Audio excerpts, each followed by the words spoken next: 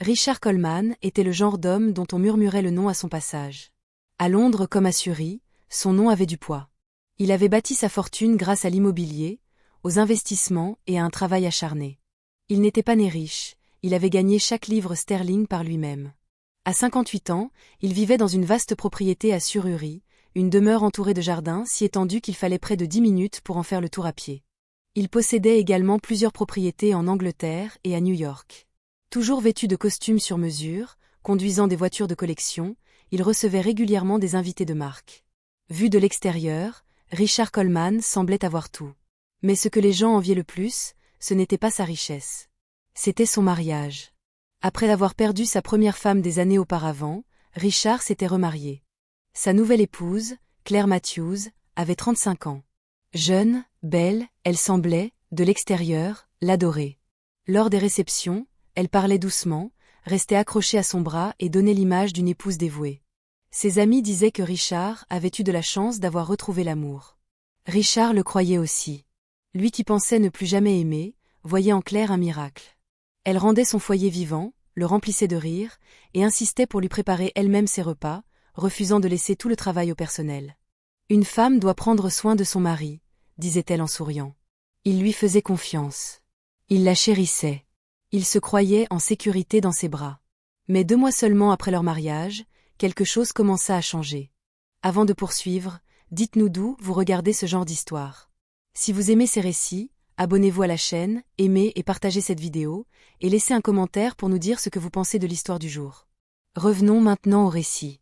Tout a commencé par de simples maux d'estomac.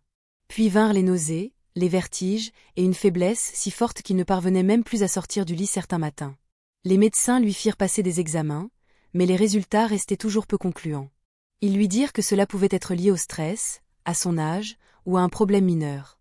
Il accepta d'abord leur réponse, mais bientôt, le schéma devint impossible à ignorer. Richard tombait presque toujours malade après avoir mangé les plats préparés par Claire. Dans cette même maison vivait une autre femme, Jennifer Lawrence, la femme de ménage. Âgée de 42 ans, originaire de Birmingham, elle travaillait comme domestique depuis de nombreuses années. C'était une femme noire, au corps robuste et à l'esprit calme. La vie n'avait jamais été tendre avec elle. Orpheline très jeune, elle avait dû élever ses frères et sœurs et accepter n'importe quel emploi pour subvenir à leurs besoins. Elle avait servi dans de nombreuses maisons, certaines où on la maltraitait, d'autres où elle était totalement ignorée. Mais chez Richard, les choses étaient différentes. Il la saluait toujours avec bienveillance, s'enquérait de sa santé et lui accordait son dimanche de congé pour aller à l'église. Pour Jennifer, cette petite attention signifiait tout. Cela avait planté en elle une graine de loyauté. Elle respectait profondément Richard. Et grâce à ce respect, elle voyait des détails que les autres laissaient passer. Un soir, après un dîner, Jennifer resta dans la cuisine pour nettoyer. Elle rangeait les assiettes en silence lorsqu'elle remarqua Claire, debout près de la cuisinière. Les invités étaient partis et Richard s'était retiré dans son bureau. Dans la cuisine, Jennifer s'immobilisa en voyant la main de Claire plongée dans une petite boîte dissimulée derrière des pots d'épices. Elle la vit saupoudrer une fine poudre dans une casserole de sauce, avant de remuer rapidement en fredonnant. Les yeux de Jennifer s'écarquillèrent, son cœur s'emballa. Elle ne voulait pas croire ce qu'elle voyait, mais son instinct hurlait, ce n'était pas de l'assaisonnement. Ce n'était pas du sel, ni du poivre. Quelque chose n'allait pas. Plus tard dans la nuit, Richard retomba malade. Courbé de douleur, tenant son ventre, le visage couvert de sueur, il gémissait tandis que Claire lui caressait le dos en murmurant. « Ne t'inquiète pas, chérie.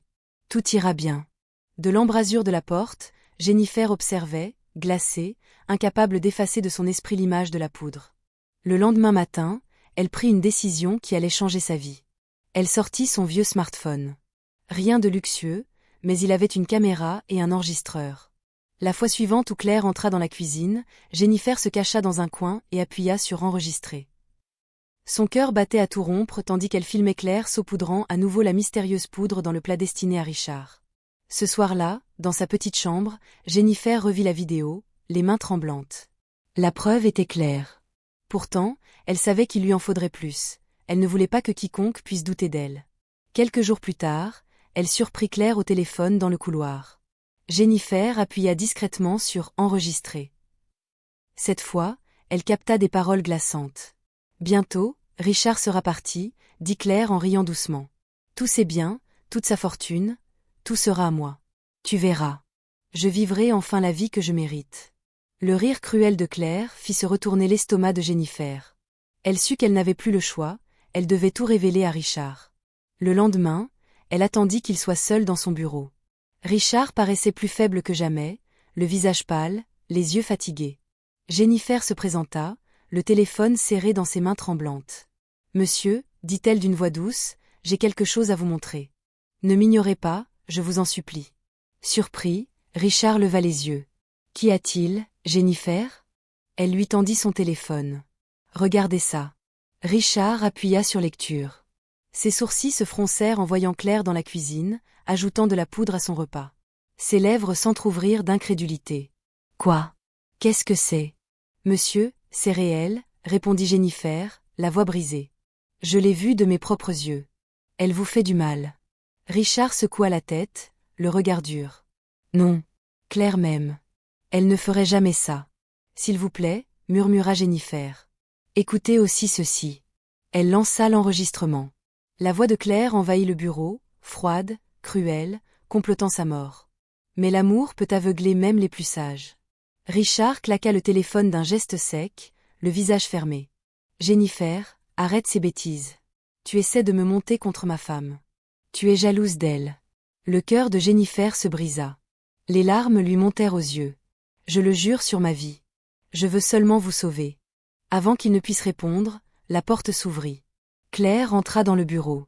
Ses yeux brillèrent en apercevant le téléphone posé sur le bureau, mais elle dissimula rapidement son trouble derrière un masque d'inquiétude. « Chérie, que se passe-t-il » Richard lui tendit le téléphone d'une main tremblante. « Jennifer t'accuse de m'empoisonner. » Claire porta une main dramatique à sa poitrine, haletant d'indignation. « Quoi? Comment as-tu pu croire un tel mensonge » s'écria Claire, les yeux remplis de larmes. « Elle me déteste, elle veut nous détruire. » Elle s'effondra dans les bras de Richard, enfouissant son visage contre son épaule. Richard l'entoura doucement. « Je sais, Claire. Ne t'inquiète pas. » Puis il se tourna vers Jennifer, la voix glaciale. « Tu es allée trop loin. Pars. » Jennifer baissa la tête. Des larmes roulèrent sur ses joues alors qu'elle quittait la pièce en silence. Les jours devinrent des semaines. L'état de Richard s'aggravait. Les médecins étaient perplexes, il était si faible qu'il ne pouvait plus marcher sans aide. Pendant ce temps, Claire continuait de jouer l'épouse attentionnée, assise à ses côtés, lui donnant cuillerée après cuillerée de soupe, toujours empoisonnée. Jennifer, impuissante, observait de l'ombre, le cœur serré. Un soir, Richard s'effondra presque dans le jardin. On le ramena précipitamment dans sa chambre. Allongé dans son lit, il resta éveillé, les yeux fixés au plafond. Les paroles des enregistrements résonnaient dans sa tête. Le rire glacial de Claire. Le regard désespéré de Jennifer. Le doute le rongeait. Et si Jennifer avait dit la vérité depuis le début? Le lendemain matin, rassemblant le peu de force qui lui restait, Richard fit appeler Jennifer. Lorsqu'elle entra, il tendit une main tremblante. « Jennifer, pardonnez-moi. J'aurais dû vous écouter. Avez-vous toujours ces enregistrements ?» Les yeux humides, Jennifer hocha la tête. « Oui, monsieur. J'ai tout gardé. » Elle lui montra non seulement les premières preuves, mais aussi de nouveaux enregistrements. Claire, au téléphone, parlant encore de moyens plus rapides de se débarrasser de lui. Richard écouta, blême, la poitrine serrée par la colère et le chagrin. La vérité le frappa comme une lame.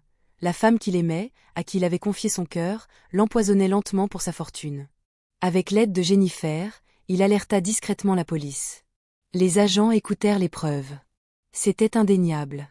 Cet après-midi-là, ils entrèrent dans la maison et arrêtèrent Claire. Elle cria, se débattit, jouant encore son rôle d'épouse dévouée, mais son masque tomba rapidement. La rage déforma son visage. « Tu vas le regretter, Richard. » Cracha-t-elle tandis qu'on l'emmenait. Assis dans son lit, Richard la regarda partir, le visage inondé de larmes. La trahison qu'il ressentait était plus profonde que n'importe quelle blessure. Mais Jennifer était là, lui tenant la main, lui rappelant qu'il n'était pas seul. Des semaines plus tard, Richard fut hospitalisé. Le poison avait affaibli son corps, mais il était en vie. Grâce à Jennifer.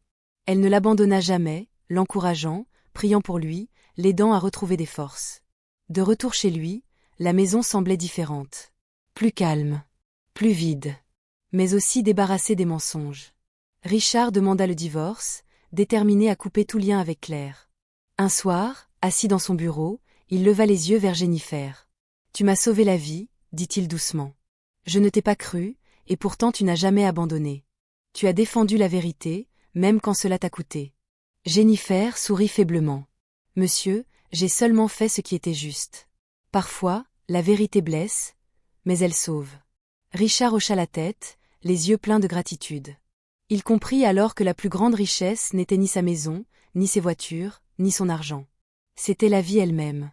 C'était la vérité, la loyauté, et le courage de ceux qui aiment sans rien attendre en retour. Ainsi, l'histoire de Richard Coleman devint plus qu'un simple commérage entre voisins. Elle devint une leçon. Le mal se déguise souvent en beauté, mais la vérité finit toujours par éclater. La confiance ne doit jamais être accordée aveuglément, car les apparences sont trompeuses. Et parfois, la voix la plus discrète, le cœur le plus ignoré, sont ceux qui portent l'amour le plus profond, et le courage nécessaire pour sauver une vie. Que pensez-vous de cette histoire? Laissez un commentaire sous cette vidéo. Merci d'avoir regardé, et que Dieu vous bénisse.